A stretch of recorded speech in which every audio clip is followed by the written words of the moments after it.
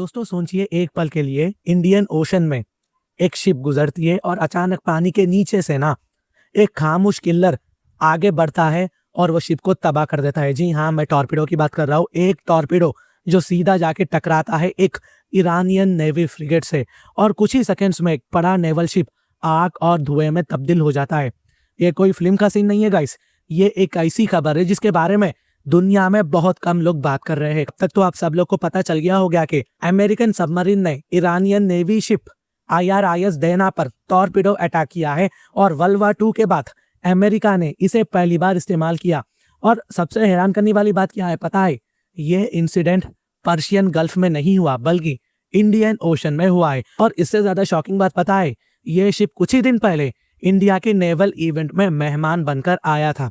Guys, आप अगर मेहमान हैं, आप मेरे घर पे आए, ठीक है, और मैंने आपकी खातिरदारी की, आप यहाँ से चले गए, लेकिन रास्ते में अगर आपका एक्सीडेंट हुआ तो मुझे तो फिक्र होंगी ना, मुझे तो प्रॉब्लम होगा। मेरे मेहमान का एक्सीडेंट हुआ, मैं तो जाऊंगा आपकी मदद करने। यहाँ पर इंडिया के मेहमान की शिप को टारगेट किया गया है। कुछ रिपोर्ट के मुताबिक ईरानियन शिप इंडिया के नेवल एक्सरसाइज और इंटरनेशनल फ्लीट रिव्यू में पार्टिसिपेट करने के बाद वापस लौट रही थी। जैसा कि आप सबको पता है कि इंडिया ने मिलन एक्सरसाइज लॉन्च किया था, जो सभी देश के जो नेवी से यहाँ पर आकर एक्सरसाइज करते हैं। यानी जो सेलर्स उस शिप पर बैठे थे ना, वो कुछ दिन पहले तक इंडिया के नेवल ऑफिसर्स के साथ परेड और मीटिंग्स में खड़े हुए थे और फिर समंदर के बीच उन पर अमेरिकन टॉर्पीडो अटैक हो जाता है। कुछ सोर्सेस कह रही है कि अमेरिका ने MK-48 टॉर्पीडो यूज किया है, जिसका वॉरहेड लगभग 650 पाउंड का होता है। और अगर ये सच है ना, तो समझ जाइए कि इसका इम्पैक्ट कितना पावरफुल होगा। एक ही ब्लास्ट में पूरा फ्रिगेट तबाह हो गया है गाइस। यहाँ पर आप ये वीडियो को देख सकते हैं। और सबसे ज्यादा दुख की बात यह है कि रिपोर्ट के मुताबिक 100 से ज्यादा ईरानियन सेलर्स की जान चली जा चुकी है। कुछ लोग समंदर में गिर गए, कुछ लोग मिसिंग बताए जा रहे हैं और कुछ को रेस्क्यू किया गया है। और पता है किसने रेस्क्यू किया है? श्रीलंका नेवी ने। जी हाँ, श्रीलंका के फॉरेन मिनिस्टर ने कंफर्म किया है कि उन्होंने नेवल शिप्स और एयरक्राफ्ट भेजे हैं ईरानियन सेलर्स को रेस्क्यू करने के लिए। ना अभी आपके दिमाग में ना सवाल आ रहा होगा कि ठीक है जी, ईरानियन नेवी को USA ने टॉर्पीडो से उड़ा दिया, लेकिन इंडिया की पोजीशन क्या है इसमें? देखिए, अभी के लिए गवर्नमेंट ऑफ इंडिया ने कुछ भी रिप्लाई नहीं दिया है। ये शिप्स कुछ ही दिन पहले इंडिया के नेवल इवेंट में इनवाइट किया गया था। इंडियन नेवी ने ऑफिशियली उनको वेलकम भी किया था।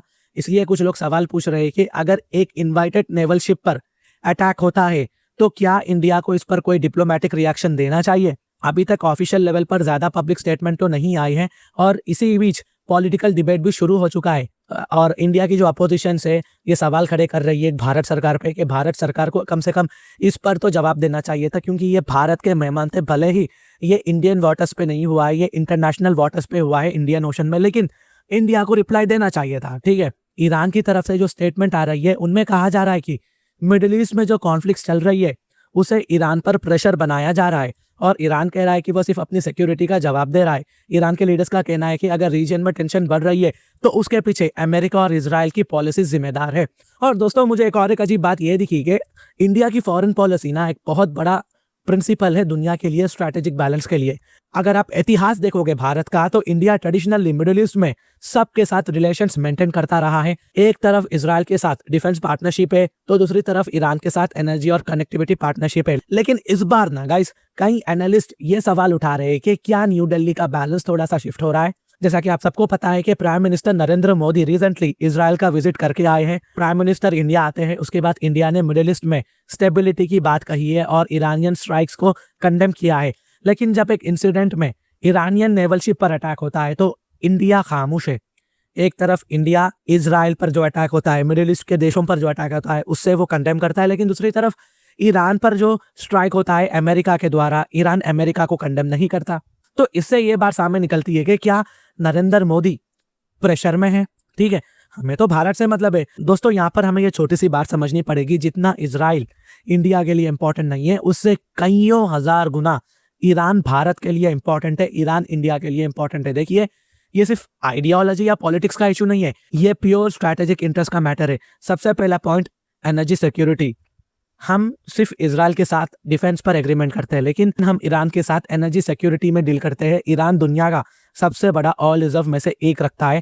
अगर फ्यूचर में ग्लोबल सप्लाई डिस्टर्ब होती है तो इंडिया जैसी एनर्जी इंपोर्टिंग कंट्रीज को ईरान जैसे पार्टनर्स की जरूरत पड़ सकती है। इनफैक्ट सैंक्शंस होने के बावजूद भी हमें ईरान की ज़रूरत पड़ सकती है। दूसरा इंपॉर्टेंट कनेक्टिविटी, यहाँ आता है international north south transport corridor.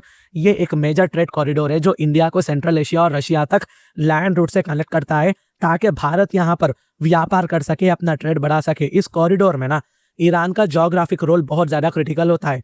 तीसरा पॉइंट है चाबहार पोर्ट। ये पोर्ट इंडिया के लिए स्ट्रैटेजिक गेटवे माना जाता है। इसके थ्रू ईरान से होते हुए इंडिया, अफगानिस्तान और सेंट्रल एशिया तक अपना एक्सेस फैला सकता है, बढ़ा सकता है, बिना पाकिस्तान के रूट का इस्तेमाल करे। इसके लिए कई एक्सपर्ट्स कहते हैं कि अगर इंडिया को सेंट्रल एशिया में इन्फ्लुएंस मेंटेन करना है तो ईरान के साथ रिलेशंस स्ट्रांग रखना बहुत इंपॉर्टेंट है। देखिए, इजराइल के साथ भारत सिर्फ डिफेंस का एग्रीमेंट करता है, आईएमएफ ठंडे बक्से में चले जा चुका है।